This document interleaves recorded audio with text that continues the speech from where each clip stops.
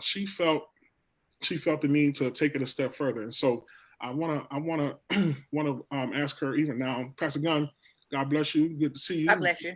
Looking good. Thank you. Wanted to ask you, what was on your heart that made you feel as though there was a need to involve other pastors and preachers and convene us all together to look further into COVID-19. You want to share that with us today? Sure.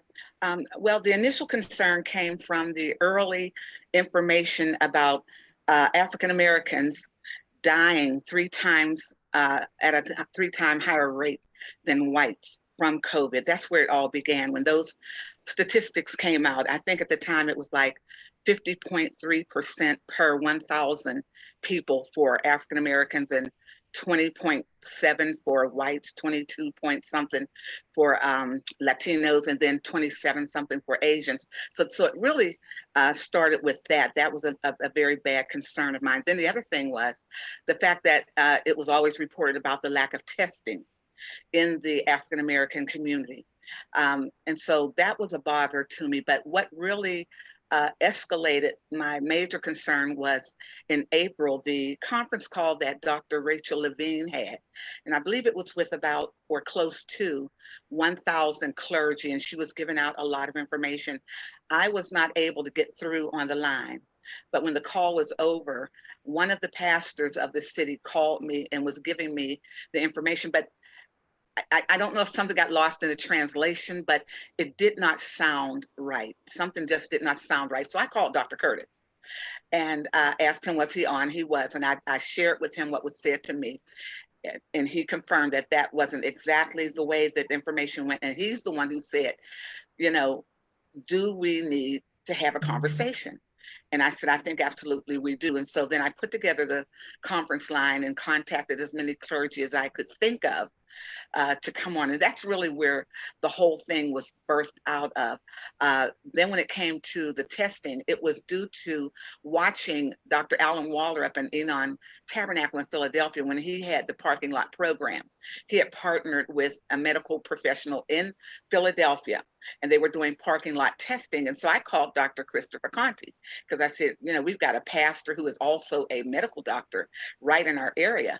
And I asked Chris, why can't we do something like this? Can something like this be done? And he got on it right away. He actually went into starting a GoFundMe to try to get money to raise to bring tests in so that we could do free testing. But he can give you more information about what has happened since then. But as of this moment, testing is being done on his parking lot site. He'll tell you about that. And it will start on my parking lot site on July 22nd, 2 days a week.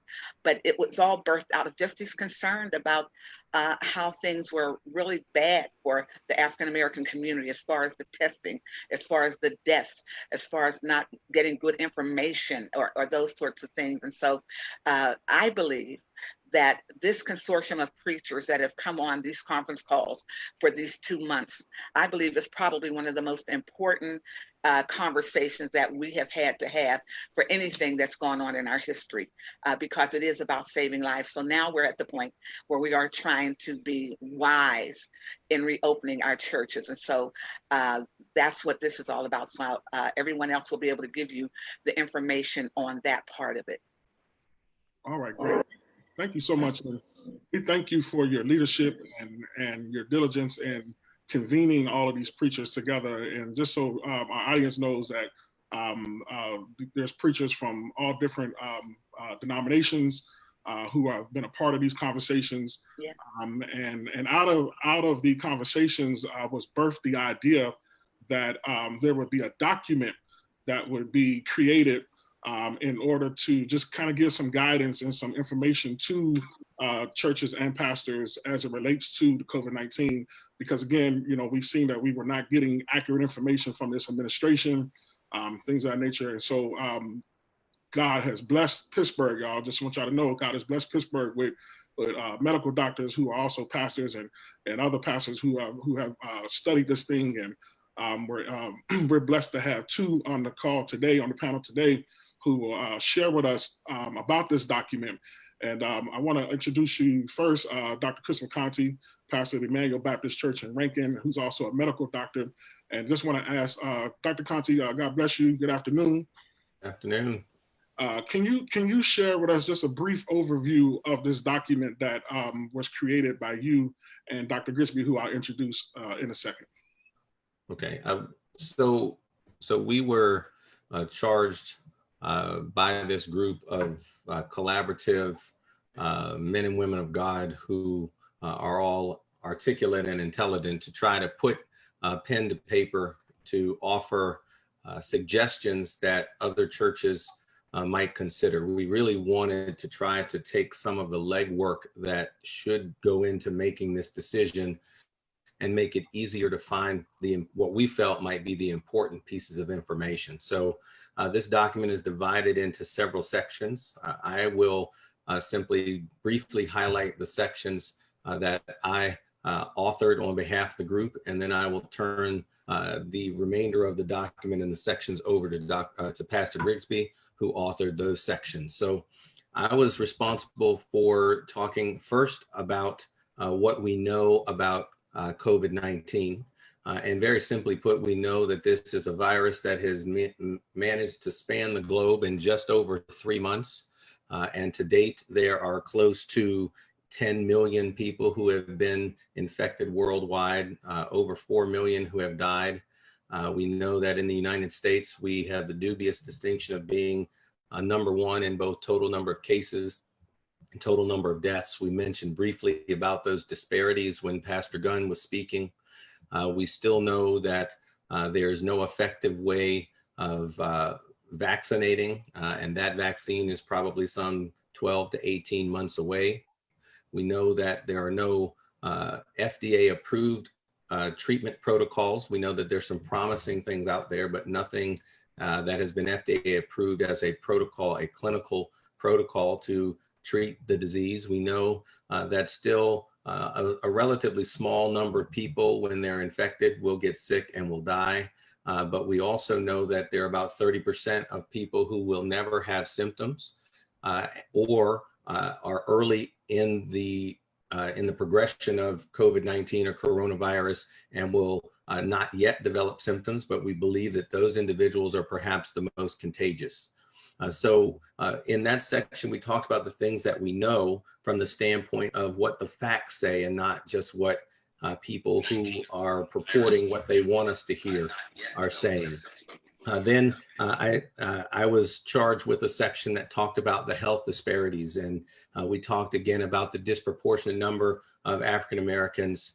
We talked about the determinants of health that also put us at risk, the fact that many of our brothers and sisters of color are working in jobs where they don't have the luxury of working but from home. They don't have the luxury of paid time off. We also then talked about the fact that our population densities in our communities are such that we are in much closer proximity for longer periods of time in indoor spaces, which also puts us at risk. We know that our testing rates are much lower than our proportion within the population, and our number of infected is higher. We also know that our death rate is higher for this particular virus, as well as many other negative health statistics. So we talked about that. And then we made an appeal to the churches simply to say, again, we're not trying to tell churches what to do, but we are simply suggesting that a collaborative and collective evidence-based approach helps all of us better manifest ourselves as the help resources in the community that we are identified as. Whether we like it or not, we are identified as help resources in the community. And so so that section of the document spoke to the fact that we as a collective body are more beneficial, not only to meeting the gospel mandate, but also to ensuring the health and safety of our congregations and communities if we do it together. So I'll turn it over now to Pastor Grigsby, who will talk about the other sections in the document, and then we'll move on. All right, thank you for that. And let me just introduce the man from the Hill. He is Reverend Dr. Victor Grigsby, pastor of the Central Baptist Church, preaching phenomenon. But also, we're so grateful for him taking time out of his busy schedule to help Dr. Conti with putting this document together. And so, Dr. Grisby, if you don't mind, if you want to just share, an overview of your participation in the document's formation. Sure. Thank you, Pastor Wilson, and to the rest of the panel. It's certainly a privilege and pleasure to be able to contribute. And I had an awesome kind of experience with Dr. Conti in creating the document that we are referring to. There is much in it. And I think one of the things that we need to be aware of first in writing the document is that we did not, in reopening our churches, want to run ahead of CDC guidelines, number one. Number two, we did not want to run ahead of World Health Organization stipulations. And more importantly, for us as a people of faith, we did not want to run ahead of God. And so when we consider that we shut down our churches in terms of open doors somewhere around the second week of March, there were many who about the third or fourth week became anxious and said, let's reopen our churches. What is it going to take? And I think that anxiety and that anticipation of wanting to get back into the sanctuary was strong because we are a fellowship people. The bottom line is that we like to be in the company of the saints of God. We like to be in worship together. And it's painful to have to be separate and even socially distanced from each other. And so one of the things this document strongly suggests is that we not run in front of God, that we move according to one, the scientific mitigations, but we also move according to spiritual discernment. And the document certainly highlights and stresses that we have an obligation to our communities as well as to our congregants, that we not move so quickly to put our congregants as well as our community in some deeper public health crises. And so the document, at least my portions, spoke to those particular issues. There are a couple of sections that I authored. One was the community-based responses / responsibilities, and understanding that there is that social gap, and how do we close the social gap and return to the house of God to reopen the sanctuary for worship.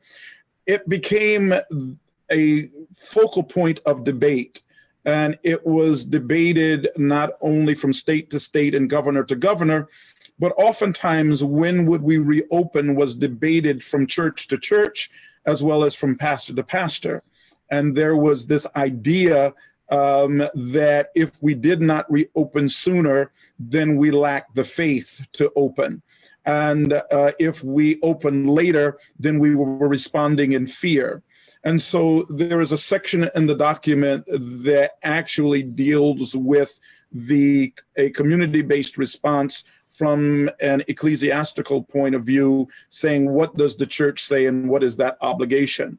There is also a section I authored on ecumenical responsibilities and dives into sort of the biblical and theological response. What is it that the church has to say about even the COVID-19 pandemic, as well as what does the church have to say about the reopening of our churches and our sanctuaries. There are specific scriptures that we can look to, especially when it comes to protecting the least of these.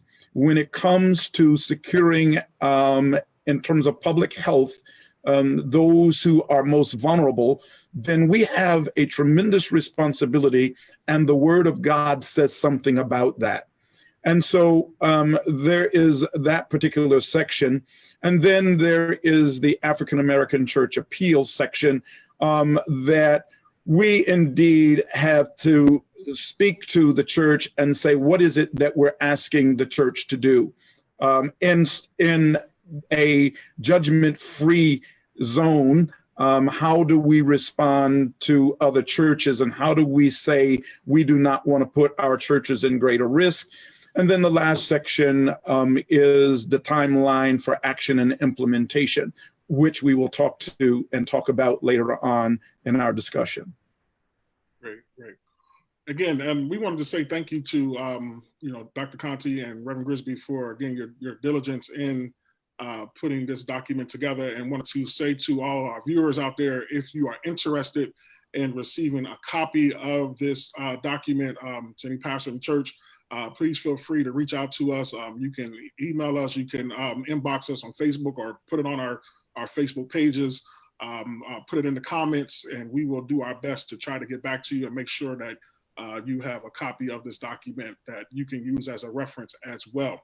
And also just want to reiterate the fact that, again, this document and those who signed off on it are a select few pastors. We do not represent every pastor in the city of Pittsburgh or the state of Pennsylvania, and we do not choose to speak for everybody. Everybody is entitled to their own autonomy on how they want to handle this or deal with this. It's just those pastors, again, that you've seen at the beginning of the panel discussion, who came together and agreed that this is how we would go forward. So I just want to make sure that that is clear. We want to say thank you right now to our next panel person, the Reverend Dr. William Curtis, and to the Mount Airy Baptist Church and your staff for, I may be listed as the host, but technically Mount Airy is hosting us today. Amen. And, for that, we're thankful and grateful for them taking time out to assist us in this. But Dr. Curtis, I want to ask you a very important question. The state of Pennsylvania has gone green. We've seen today that Allegheny County has now seen a spike in cases of 45, which is the highest they've seen in weeks. But I want to ask you, what do you think went into the decision by politicians to turn the state back into the green? Especially considering there was no vaccine, there is no vaccine, or testing was not as it should be. What do you think went into their decision to do so? Well, I think it's multi-layered, and I think, one, we know that a lot of the decisions that are coming from government are economically based, trying to reopen the economy, and rightly so, because that's their concern. And I think one of the reasons that we pastors collaborated and had some very crucial conversations was because we wanted to operate not only science-based, and we wanted to operate not only within the guidelines of the CDC and the WHO, but we wanted to function as we would teach our members to function, and that's with spiritual discernment. And we agreed on the earlier calls, I believe back in March now, we started these conversations, that it was very incumbent upon us that our priority would not be economically based. It would not be just getting people back in the square footage, but it would be safety and health first. And then it also should be said that because most of the churches, very few churches struggle to make the transition from actual physical presence to virtual. And for us, we agreed early on that content would lead. And because content would lead, the biggest question was, how do we maintain the dissemination of spiritual content to our members so that they continue to be equipped to be faithful disciples in the marketplace? And as a result of that, most churches discovered that they were creating great communities virtually with their congregations. Once we discovered that we were able to operate like that, we could make the priority health and safety. Everybody has mentioned, and I think we were going to really force it in the end of our discussion, we did not want to speak ecumenically for all clergy in the city, but we wanted to guard against our members and pastors being pitted against each other. Amen. As it related to what constituted faith, and do you have faith if you go back? Do you have a lack of faith if you stay virtual longer than many churches go back? Or is it in fact a step and journey of faith to stay virtual and continue to do ministry with health and safety as the priority? We then decided that it was important for us to reach that ecumenical net as large as we could and to involve as many pastors as we could, so that across the city, our members were having conversations around the same pillars of priority that we thought were important. And so that we could protect that, we decided, this group, along with that larger group that was shown in the beginning, we decided that it was probably contingent upon us to form a document with Dr. Conti's help from the medical side, Pastor Grigsby's help from the theological side, so that we had a theological premise for why we were interpreting science the way that we were, and then synergizing them together for what would be the best decisions for us. Back in March, we thought, given no resurge of the virus, that September would be probably a soft launch date. Now, as of this morning, 30 states are seeing spikes in infections. So that September date, we always said was a soft first date, but we were going to continue to operate with safety and health as the clear priority, and that date would be very soft, and it could be massaged further out, it could be massaged further in, given what COVID-19 was doing. So as a result, that's why we're on today, so that we could say to pastors across the city, let's not be divided or divisive, and let's continue to operate as best we can with one voice. And if we can do that, all of our members can stay safe. Absolutely, and safety and health being our first priority. And in this document, as you read through it, you can tell that the crafters of it were led by spirit and science, and I think that's very visible. And I want to bring Dr. Conti back in. Want to ask you, you stated in the document that that the virus thrives in densely populated in communities like a church. Can you share with us and the viewers why do you feel? I mean, why do you think that the virus thrives in places like a church or a restaurant, other places like that? So COVID-19 is a coronavirus, so it's a respiratory-based virus. It is not aerosolized, meaning that it doesn't get carried out great distances with sneezes and coughs, but it does enter the airspace. And so once it leaves your mouth or your nose and enters into the airspace, it can be inhaled by someone else. It can also be transmitted to someone else after it lands on an inanimate surface, and then that individual touches that surface and touches their face, and then can introduce the virus into their body. We know that there's still some very specific and simple things that people can do, that people have globally been able to do to drive down the transmission rates. And those are things like wearing a face covering, maintaining a social distance of at least 6 feet, and vigorous and consistent hand washing with either hand sanitizer or warm soap and water. So in these confined indoor spaces, it's very easy for this virus to be transmitted from person to person.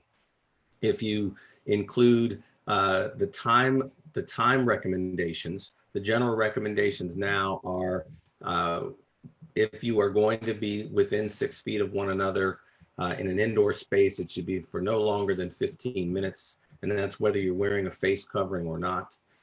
So that makes it logistically and practically very challenging to have a worship service of any kind inside of a church building. I also think that, you know, as much as we might be hyper vigilant in keeping our spaces clean, even hospitals have demonstrated that the virus gets tracked throughout the hospital, and that's with housekeeping and all kinds of airborne precaution procedures and placards and signage in place. So in a space that's not as nearly rigorously monitored as a hospital environment, a church environment cannot practically keep the space clean enough in this space that we find ourselves in now. So in a church, in a church environment, we inherently, as Pastor Grigsby said, we love to gather. We are very communal and intimate in our gathering. Aside from the rites and rituals within our religion that bring us even closer together, just sitting in pews in indoor spaces, singing in choir stands, ministers sitting on the pulpit in chairs next to each other. All of those things are perfect environments for this virus to flourish and to be transmitted. And the challenge is not only that it can be transmitted, but the fact remains that 30% of people or more may never manifest any symptoms. So you may be sitting next to someone who either has been told that their test was negative when in fact it was falsely negative, or may not have ever been tested and may be infectious. And so it just creates an environment where we cannot be the help resource that we've been charged by God to be, because we simply can't offer those protections that are needed. So now someone might ask, well, what about an outdoor church environment? And that's another discussion. And some churches are looking for those opportunities and venues. But again, the gathering itself creates risk that may or may not necessarily be a warranted risk. So one of the first questions churches should be asking is, what am I gaining by opening versus the risk of that opening? And that should kind of begin to spark the conversation. You also made mention in the document that which has been proven that African Americans are suffering at greater risk as a result of this virus than any other race in America. Can you share with again, then I just want to say this as well to those who are viewing that we have Pittsburgh, a medical doctor who can give us accurate information. I heard Pastor Erling Coleman say a few weeks ago, that we're getting all this information from all these other places and we don't know what's true. And so while we have Dr. Conti here, we want to pick his brain. Share with those most who are African American viewers, in our churches who are watching, why is this virus hitting us worse than anybody else? Okay.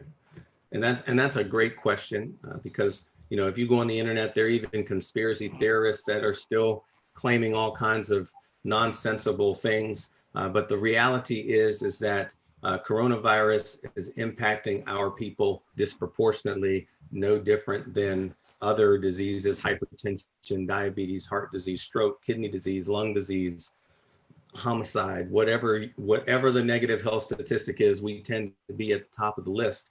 And it's those what we call social determinants of health that are impacting those things, like our lack of adequate healthcare insurance, our lack of access to primary healthcare resources, the inherent bias in screening and testing of our folks for all kinds of preventable diseases, whether it be cancers or coronavirus. When you add to that the fact that there has been a population of individuals from day one who have still been going to work each and every day. Those who work in mass transit, those who work in grocery stores, those who work in public works, who can't work from home, who can't take time off, who need to earn their paycheck, who are out there working amongst the infected every single day, and then coming home to a community where they can't access a test. And so when you put all of those things together, add to that the fact that we are disproportionately represented within all of those vulnerable and at-risk populations, those individuals with poorly controlled hypertension, poorly controlled diabetes, pre-existing heart disease, and cancer, whose immune systems are in some state of being compromised as a result of either medications or treatment. And it's an environment that is ripe for these sorts of things. If you were to poll public health experts globally and just present them with data and characteristics of groups of people and communities, this data is not a surprise to anyone, that we would be disproportionately represented within the number of infected, the number of hospitalized, the number who have died, as well as the group of people who are least likely to be tested. And that's why it's so exciting to know that there are at least two ongoing community-based COVID screening endeavors that are just now up and running in our communities. And we encourage you, whether you live in that zip code or not, to come and be tested. You don't need a prescription. You don't need an appointment. You don't need to have symptoms. You simply need to want to know about the status of infection for you. And and I can't stress that enough. So I hope that answered the question, because I think when we listen to people who are making claims about some data which they claim to be false, and this is not true and this is true, these are the facts. Every reputable public health scientist globally will agree that individuals that are in close proximity to one another, who have limited access to healthcare and are at increased risk for being part of a vulnerable population, are going to more likely be affected. That's what we're seeing in Central America. That's what we're seeing in Brazil. That's what we're seeing on the continent of Africa. That's what we're seeing even in England. If you look at the numbers in England, the numbers are almost identical with respect to disproportionate numbers of African Americans or Africans and Blacks in England who are also being disproportionately affected negatively by this virus. So it's not unique to the United States, but for the purposes of this conversation, it is an entirely relevant and the driving force for why we are gathering and trying to offer this dialogue to our brothers and sisters who are looking to reopen their churches. Can you share real quickly the times and dates when testing will be available at your church? And then Reverend Gunn, after he's done, can you also share again, I know we mentioned it earlier, but we just want to give everybody who might have come on later an opportunity to know times and dates. So Emmanuel Baptist Church, 245 3rd Avenue in Rankin. Our testing dates are Tuesdays and Thursdays from 2 p.m. to 6 p.m. Most of the testing is done in the parking lot. It's a self-administered test. And for those who are concerned, it is not the test where you stick the Q-tip all the way up into your nose towards your brain. It's the oral swab. You will be guided in how to administer the swab to your throat. You will then give the swab back to the person who is guiding you through the discussion. Typically, the results are back within 48 to 72 hours. If you provided an email address, then you get an email result. If you provide a phone number, then you will receive a phone call. And there are, from what we are being told, there are enough tests that we can test several hundred people or more per week.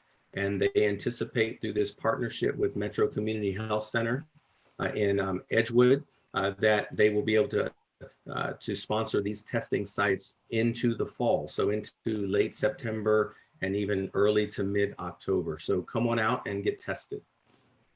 Thank you. And for Mount Carmel, I met with Metro Community Health System, and they did agree to do testing sites. They will start July 22nd. And it will begin with 2 days a week, just as Dr. Conti is saying, probably the same hours. I do want to say that, and it's also the same test. I do want to say I took the test. I did that because I just wanted to be the example, and I wanted to see what it was like. It's very easy, very safe, a very safe, sanitary environment. How you are taught how to swab your mouth. People need to understand that. You're taught how to do that. There's a vial there that you put your own Q-tip down into the solution. It goes into one of those disinfectant containers, and then you get the response. And thank God mine came back negative. But I can't stress enough how important it is for our community to be tested. We need to be tested. And the other thing that I would like to impress upon parents out there and young people, somehow or another, we've got to convince our young people that it is not safe for them to have the types of gatherings that they are having. Ever since the country has opened up, so-called opened up, you see, and there's statistics, Dr. Conte can probably speak to this better than me, but what I have just read about it is that there are an increase, a rise in deaths and positive tests among young people now, such as never before. They're excited. They're excited about the weather. They're having parties. They don't put the mask on, or they take the mask off. I don't know if they sense the danger. I don't know if they even understand the seriousness of it. But I think parents and leaders, we have to be really intentional about teaching our young people what this really is about and how serious it is. Thank you.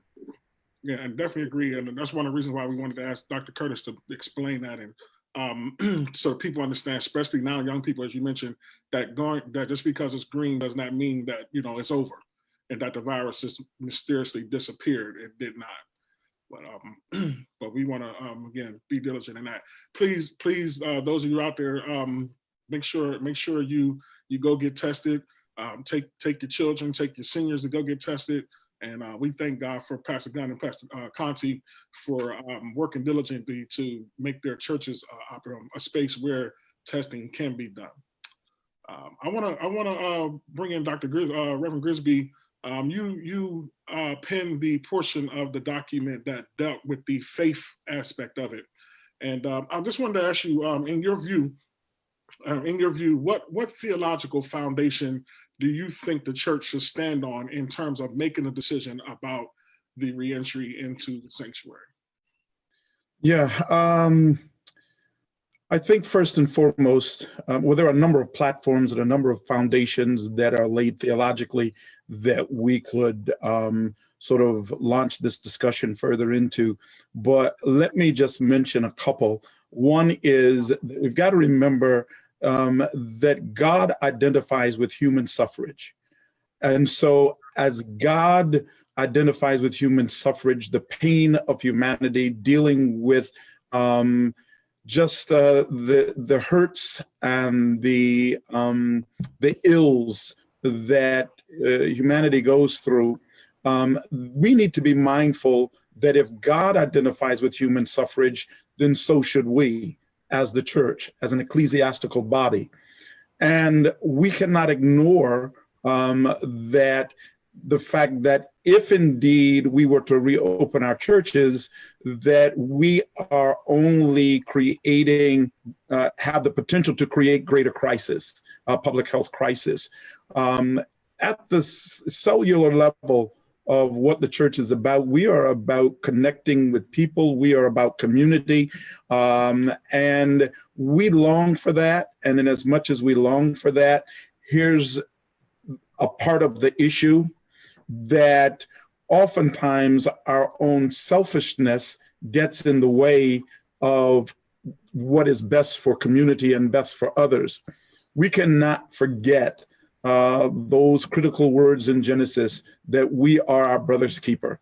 And when I get so employed in my own particular concerns and welfare that I feel like I can do what I want to do, and I am self-driven rather than other-driven, and lack the sort of empathy where I'm concerned about someone else, then it leads me to get into crowds and all of the gatherings that are harmful to especially our African American community. So that when you take all of the medical and scientific language that Dr. Conte just mentioned, you lay that on top of that sort of drive for community and responsibility for community. When you put those two together, it is a perfect storm to create greater public health crises. And so I think one of the things we need to be mindful of, again, is that the real theological foundation is to inform the church and to maintain a loving, a kind, and gracious temperament during and after this pandemic, so that we can deal with sort of the church in terms of being the place where we can be that sanctuary and look at the wellness of our congregants from a holistic perspective. I know we want to get back to worship together. I know we want to praise God together. I know we want to shout in the church together. I know we want to do those things. But it's not just about the individual. It's about community. And so when we understand that we are community-based, community-driven, and on the cellular level of what the church is, when we look at it from New Testament church, we are connecting together in a responsible fashion so that ultimately we have to care about the well-being of each other. And if we get back to church too quickly, then we are going to do more damage than good, not just to myself, but I have to be concerned about the damage that I do to the other. And so we bear the burdens of our brothers and our sisters. And I don't want to put a burden on my brother and sister if indeed I can avoid that. And one of the ways to avoid that is by not getting into the community space and to be able to help this infectious airborne virus move from one person, one place, one family to another. So theologically, we understand, that we have a tremendous responsibility where community is concerned. We have a tremendous responsibility to the welfare and to the holistic being of the other. And we cannot forget that. Just because I feel like it's my time to go out and do whatever it is I want to do, we can't take that approach. We'll do more damage than we will good. Pastor Wilson, it also should probably be said, social distancing is not created only in conjunction with coronavirus. The Old Testament spends a lot of time talking about the leper, and I'm not making a parallel between COVID-19 and leprosy. I want to make a parallel between how the community dealt with it and the responsibility that the leper had to also ensure the health of the community. And it's one of the reasons why when a person was stricken with leprosy, they too were responsible for informing the community that they had it. That's why they had to walk around hollering leper, leper, so that those who were healthy would not in fact be infected. So Ecclesiastes says there's nothing new under the sun. This is actually biblically mandated that the community in total, both the infected and in our case, the asymptomatic, would also fall into that category. If I know I have not been tested, I could still be asymptomatic as a carrier. My responsibility is to ensure that the rest of the community is also healthy as well. And if I know that I've tested positive, I have a responsibility to pursue my own health, but I have a responsibility to ensure the health of the balance of the community. So we actually have an Old Testament motif for social distancing in these kind of environments. Yeah, and certainly we cannot overlook the least of these. You know, that's one of the stronger pieces, I think, biblically, that we have to use to shed light on our social engagement. We've got to be concerned about the least of these. The strongest of these usually fare well, but we're not talking about the strongest of these. We're talking about the least of these in these cases. And so let's be mindful of the elderly. Let's be mindful of our children. And let's not be so selfish that we think that, well, my priority or my person takes priority over someone else's. Yeah, you mentioned that. If I could just say one more thing about testing, because, over the weekend, our president in his campaign speech said that he was initiating efforts to slow down testing. With his non-science-based knowledge base. And it is purely a decision that is consistent with his contempt for science and his desire to reopen the country during an election year. The reality is that other countries that are able to drive this virus down to much lower detectable levels, for example, in China, and they've only had 8 cases in the last 24 hours, and they have 1 billion people, but they're also testing at a rate of 1 million people per week, or I'm sorry, per day. I'm sorry, 1 million people per day. And so one of the reasons why our president is recommending decreasing the amount of testing is because he knows we don't have the infrastructure to administer the tests. And he also knows that the optics of an increase in positive cases is going to undermine what he's trying to do with respect to, as Dr. Curtis said, opening up the country. You know, if you allow the scientists to guide the conversation, they could have prepped the community months ago to say, when we develop the testing rate that we need, which is 10+ million tests per week, we will expect an increase in numbers because we're testing more people, but that's not a cause for alarm. But now that we've told people that we're green and you can go and eat in a restaurant, and we're thinking about reopening stadiums and all these things, if all of a sudden now we begin testing at a rate of 10 million a week, we're talking about 1 million new positive cases per week based on the 10% number of anticipated positive people. So people need to make this decision based on what the science is telling them, which is you need to know so that you don't infect your coworkers, your neighbors, your family, your friends, your congregation, the people you ride on the bus with. You need to know the results, and you need to find out where you can get tested,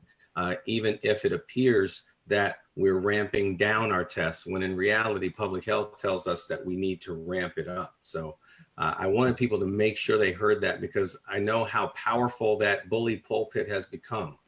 And people are especially among that young generation who are already feeling some kind of way about COVID. Now they're armed with the ammunition from the White House that says, well, we don't need to be tested anyway, because that's what our president says. Well, you're exactly the group that needs to be tested, because you are what is called a super infector. You have no symptoms, you're likely to fully recover, but you're highly contagious. And that's why we need our young people to take the lead. They took the lead with Black Lives Matter. They're taking the lead now, demanding social justice. We need that same eagerness and energy when it comes to protecting the health and safety of the community. Man. I suspect that's why you didn't go show yourself to the king. You went and presented yourself to the priest. Amen. Amen. Amen. Dr. Conte, real quick, let me piggyback off of what you just said and ask you a question, because I'm hearing just from, and I don't know if this is citywide or nationwide or statewide, but I am hearing from individuals who have taken their children or young people to get tested, being denied the opportunity to be tested because maybe not showing any symptoms or anything like that. What do you say to parents who who may run into that? And this was from a chained pharmacy. So many of the pharmacies have a very limited supply of tests. And so some of their criteria require appointments, prescriptions, and symptoms. And so that, and they have the free license to establish those criteria. But now there are growing numbers of testing sites that do not require appointments, prescriptions, or symptoms. And so you need to be, one, you can be much more vigilant and diligent with your primary healthcare provider, asking that you be allowed to get a prescription to be tested. But now there are sites where you can be tested without a prescription or an appointment. And so you can seek those opportunities out as well. We're encouraging the fall athletes, for example, in the Woodland Hills School District. You have no symptoms, but you're about to go from being in your house for 3 months to now being on a practice field with a bunch of strangers, albeit teammates. Maybe it's, we can't mandate that people get tested before they come to training camp, but that would be a smart thing to do if it's free and you don't need an appointment or a prescription, and you can just show up, at a church parking lot with your mom or your dad and get tested. That's a great peace of mind to have going into the season. It's also important as the seasons wear on and, and schools reopen, that our children and our teachers and our bus drivers and our cafeteria workers have ready access to testing so that they can get back to doing what they want to do. The bus driver doesn't want to be home not driving the bus. They want to be working, but they also don't want to jeopardize the health and safety of every child on that bus. So, I think right now that just speaks to how much of a shortage there are of tests in the community. And it takes a group of individuals like Metro Community Health Center, for example, who are willing to partner with individuals and companies to make these tests available for the community. All right, thank you for that. Reverend Grisby, I want to get back to you on the touch on the timeline that's a part of the document. As Reverend Curtis said earlier, that timeline was just a soft timeline, and now based off of the results that's coming in from around the country, and more particularly here in Allegheny County just today, that may or may not work. But can you share with us, what went into deciding that particular timeline? Yeah, at the time, I think when Dr. Conti and I were looking and crafting the document, we were looking at the spikes in the cases. And at that particular time, the spikes were starting to come down. We projected out if indeed those particular cases would continue to go down, we would project somewhere around the first week of September to be able to reopen. The interesting piece is now that we are looking at some upticks in the cases across this country, that there may have to be an adjustment with that particular date. So again, as Dr. Curtis has already mentioned, that is a soft timeline. That's a soft date. And depending on what happens, not only in the state of Pennsylvania, but in our county, will determine whether or not we will move forward. We have to, again, as Dr. Curtis already said, we have to massage it to see whether or not we need to move it further back or further up.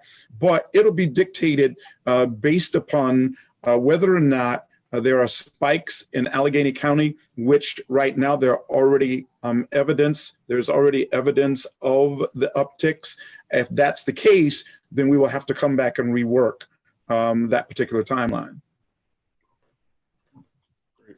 Dr. Conti, I want to ask you, for those who don't know, Dr. Conti and his wife, Dr. Tracy Conti, a few weeks ago put together a document as well that just kind of gave churches and pastors a guide or a guide, if you will, on what they could do or should do in terms of re-entering the sanctuary to have, for church, and just some things to think about, the responsibilities of the church, what the church should do in terms of opening up their doors, and then also the responsibility of those who are parishioners. For those who are listening, and again, it's already been said, and we know that people are anxious to go back in church. We miss church. We miss church in it. We miss worship. We miss being in the fellowship with one another. But as we consider going back into it, can you share with us some of the important things that you think that pastors and churches should consider before they open their church to make sure that that facility is safe when and if they do? Sure. So Tracy and I created a document back in mid-May called Preparing for the New Normal, the guidebook to reopening and managing the post-COVID Christian church. And in the second iteration, we added a checklist that also is added to the document. And so this guidebook really is that. It helps churches kind of navigate this space where they are beginning to have the conversation. One, because it suggests that the decision should not be made in a vacuum just between the pastor or the chair of deacons or the chair of trustees. It has to be a collective, but obviously we know how churches can function. It can't be so large a group that you can't arrive at some workable conclusions.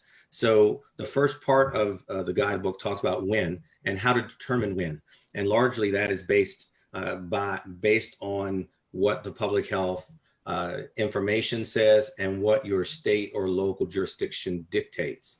And so once you have the opportunity to say go green, then you have to decide, when should you as an individual church open? And that involves everything from talking about how are you going to rework your cleaning and sanitation policies for your church? How are you going to account for the budgetary increase in that? How are you going to keep the spaces clean and maintain social distancing? What does your church liability carrier say? What are the logistics of what Sunday morning now looks like? Church, if you have more than one service, how do you manage the flow of people into and out of your building? And then we talked about, what a phased response should look like. So do you go from being totally closed for 12 weeks to now being open and totally business as usual? Or do you phase yourself into getting back to whatever the final version of the new normal looks like? And so that involves all kinds of things like the different elements of your ministry. So there's the church worship service, there's Bible study, there's prayer groups, there's church meetings, there's special events. And so all of those things have to be taken and dissected separately because they have different risk patterns and different logistics associated with them. And we outlined 4 different phases. One is restricted, one is reduced, one is limited, and then finally unlimited participation. And then within that phase, those phases, how does that look for your vulnerable population? At Emmanuel, for example, probably 80% of our congregation is over the age of 70. So that affects our timeline and our decision making. But even when we go to say limited opening, our recommendations for our vulnerable population is going to be different than our recommendations for our young people. And then we talked about special circumstances such as choirs, as well as special events, baptism, communion, weddings and funerals, and how do you manage surge? So for example, if your church and your geography opens and the other 3 churches remain closed, you've now planned for your numbers based on what your numbers to be, but now you have 50% more people showing up to church because their current church's doors are closed. How do you manage the surge, or do you manage the surge? And then I think finally, it's a matter of you have to also have a workable plan to reclose in the event that closing becomes necessary, either because you're made aware of a positive test or because the public health data mandate that you now reclose. So all of those things, and I've joked with this group that many of our churches across denominations and across cultural groups will take months to plan the church picnic, but we want to open our churches after a pandemic in a week. And it takes time to make these decisions, and you have to leave room for new information and how that impacts your decision making. And finally, when you decide how you're going to reclose, then you have to begin to prepare your church for that as well. So, if anyone wants that document, please, you can reach out. We've distributed it. It's been shared, in many different venues and whatnot. So we're happy to, again, offer this as a document. And then the final piece of it is the checklist, which again affirms the fact that this is a shared responsibility. It's not just the church doing its thing or telling its congregants what they need to do.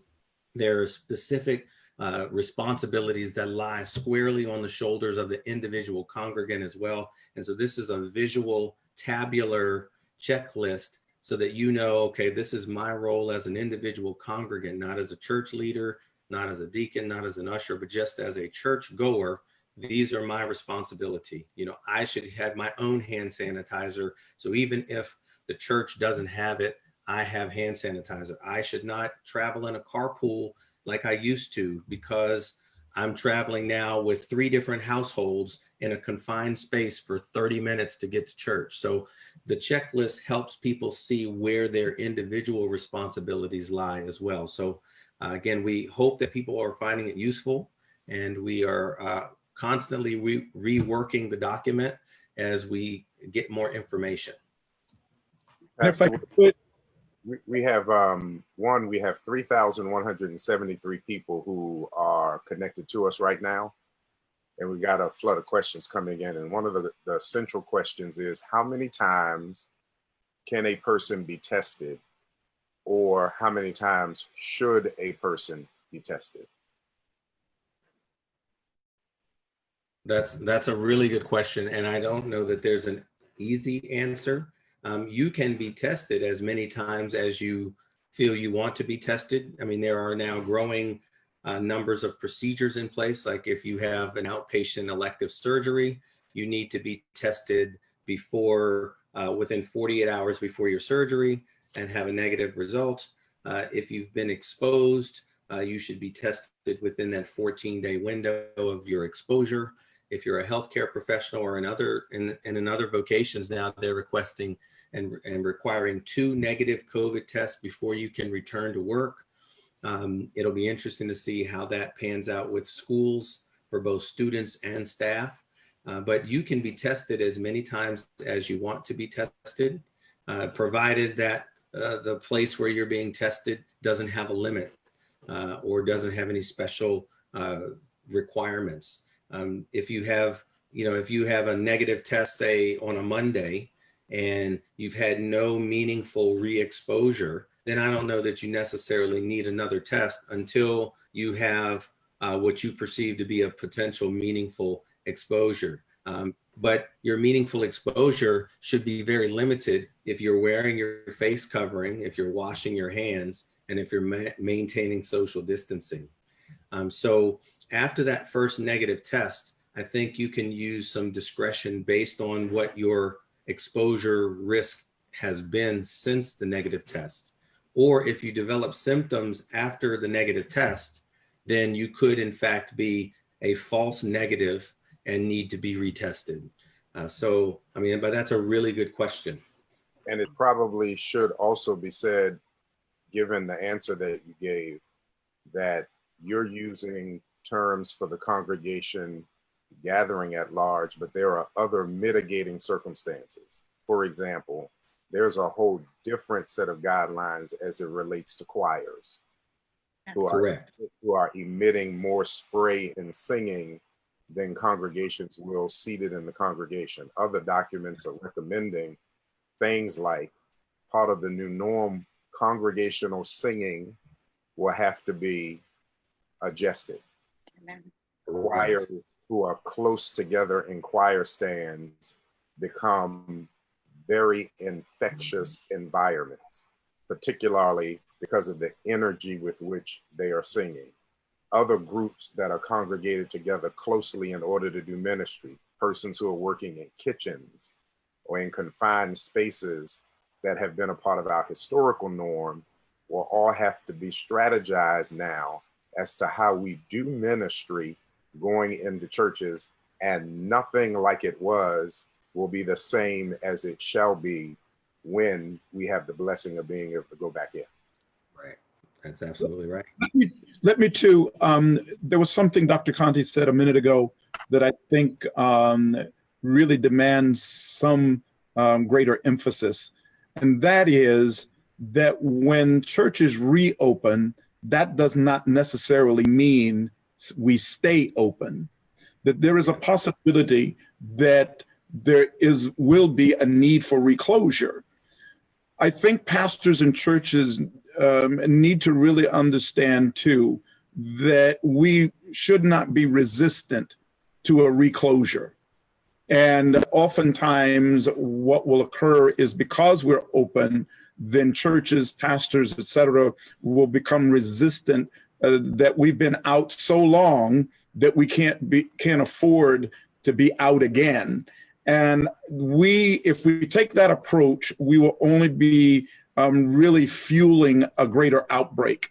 So I want to encourage the churches and pastors to really make sure that we are open to the possibility that we may have to reclose. And again, all of that is based upon, again, spikes, and all of that is based upon additional CDC and WHO stipulations and guidelines, but we cannot be resistant to that idea.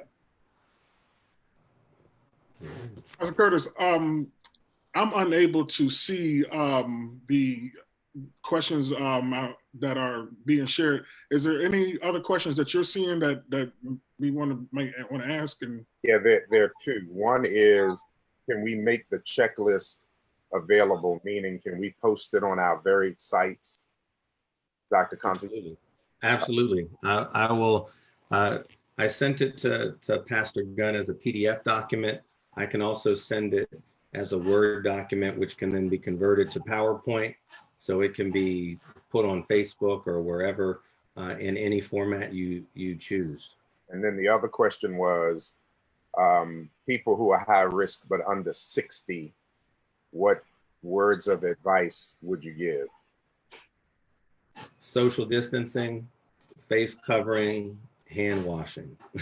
And that's for anyone, whether you're 6 or 106, because those are still the simplest ways to keep yourself protected.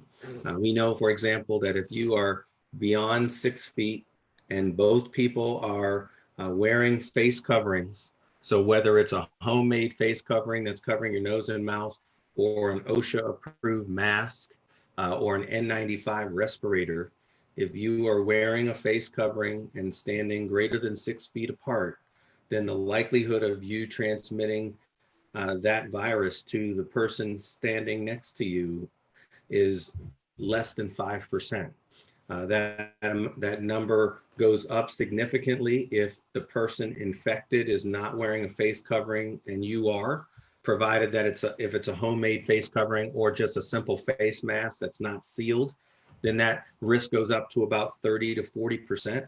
And if neither one of you are wearing face coverings and one person is infected and the other is not, then that risk can go up as high as 75%.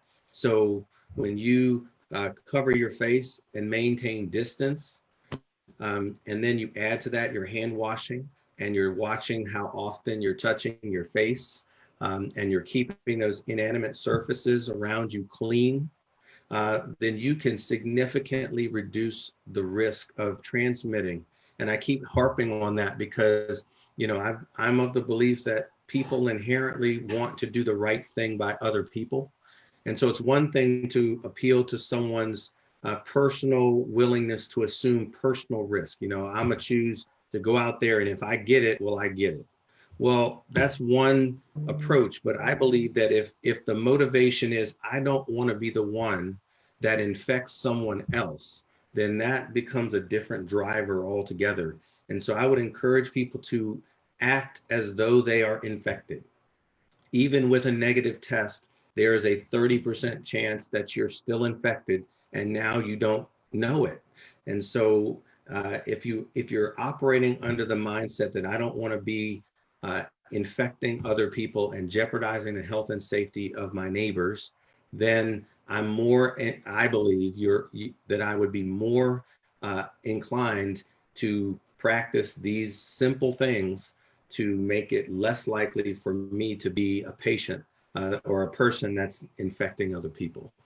And Pastor Wilson, the other question is, this is for anybody, what are recommendations to cleaning a church? What does that mean in pandemic times? I think I could probably, do you mind if I pitch in on this? One of our churches have already started doing that, which is First Baptist Penn Hills. They got a grant. And so one of the things that they did was hired, I think it's called Cleaning Essentials. And they do a deep clean and sanitizing. I mean, everything, every corner, every wood, every piece of wood, utensils, the offices, the equipment, the supply areas, the computers, everything, the floors, even literally stripping the floors. It's an investment. If I'm not mistaken, the pastor told me that for the whole building, and that building, as you know, is a rather large building. They do it by square footage, and they determine the price by square footage. And I think theirs was like $2,700 or something like that. But it is a thorough, deep clean and sanitizing process. And so everyone can't afford to do that. I understand that. But at some point, we have to find a way to be as intentional as possible. The professional sanitizing is probably the best. All of us have people in our churches who can clean. They can clean very well. You know, I have a trustee that goes in and sanitizes all the time right now. But when we do finally reopen, you know, I'm going to be recommending that we have a professional deep clean and sanitizing process. And then you can maintain it from there. You know, just do the proper maintenance on an ongoing basis. But it's not something that we should take lightly as far as that process. Yeah, and also I wanted to make mention that I've been having some conversations with those who have cleaning experience and cleaning buildings and things like that. There is this is not for initial disinfection, but continuation. There is a machine called the electrostatic disinfectant sprayer that your church could use, you know, each week, and it sprays the disinfect, you know, to, you know, in the air or on furniture or wherever, you know. So it's the price I had was like $900, but I mean it's going to be useful if you happen to use it every week. So that's just, you know, another maintenance. Yeah. So continued questions, which I think have been touched on. We've already suggested as a panel that there will be a new norm. So questions like, will this affect the laying on of hands and baptism? The answer, of course, for all of us is yes, and we're still searching for answers. And I'm not sure, Pastor Wilson, whether you want to open that up for a discussion, other than to say we're still in the realm of the unknown and the uncertain as well. But we know things like baptism, handing out offering trays, communion trays, all of those things for which community hands would be on them are things that we have to think about, either eliminating, adjusting, or how we handle and mitigate that once we get back in. And the other question was, should they be cleaning in between services? And all recommendations have been that if you have multiple services, you have to provide, and Dr. Conti, correct if the number is off, I had information that suggested you need a minimum of 20 to 30 minutes to sanitize an environment between services, and that is presupposing you're doing thorough sanitation before the next service comes in. Is that correct? Yes, and that brings up the challenge of, you know, so then in a church's planning, so then they'll be confronted with the decision: should we build in those buffers, or should we decrease the number of services? Well, decreasing the number of services now increases the density of people per service, and now you create another problem. So, you know, so and these are the little logistical things that I believe really helped us with the genesis of this document and the timeline to say that because of these things, you cannot just rush to make this decision when, you know, you have all these little things to consider. You know, not only how do you do it, but who's going to do it? You know, who are you going to get to sanitize your church in a 20 to 30 minute time frame? And then what do you do if that individual, one of those individuals, comes back and tells you, I got coronavirus and I didn't have it until I started cleaning the church? So, you know, there's all kinds of little caveats, and we're not saying that we expect churches to be driven by fear, but, you know, God gave us sound judgment and common sense, and that's where these conversations lead us, is to making these decisions without being completely emotional. Because, I mean, obviously it's going to be emotion driven because we haven't been together as a gathered group for going on 4 months. and we want to gather, but we can't let the emotion of those moments drive this decision, because the consequences just can be so long lasting that we end up undoing the very thing we've been working so hard to try to get back to. Any other questions, Dr. Curtis, that you got? No, some of them are starting to converge, and probably what we are sensing is that today is a beginning, and that there probably would need to be regular updates like this as the months progress. And if there's any additional questions, probably to push them to some centralized housing, and we can decide that later. When we get a bundle of those kind of questions, it may generate what subsequent Zooms need to look like. Gotcha. I did see something on one of your comments, Pastor Curtis, which is interesting. Someone mentioned about passing out hand sanitized wipes, and people wipe when they leave. You know, it reminds me of when I was going to LA Fitness. There used to be a time I went, and you know how you sanitize the machines that you're using before and after. And those are types of things that we need to be thinking about. Each person has to have a personal responsibility to make sure that they keep other people safe. I can't stress that enough. I think that part of the problem is we're not thinking a lot along those lines.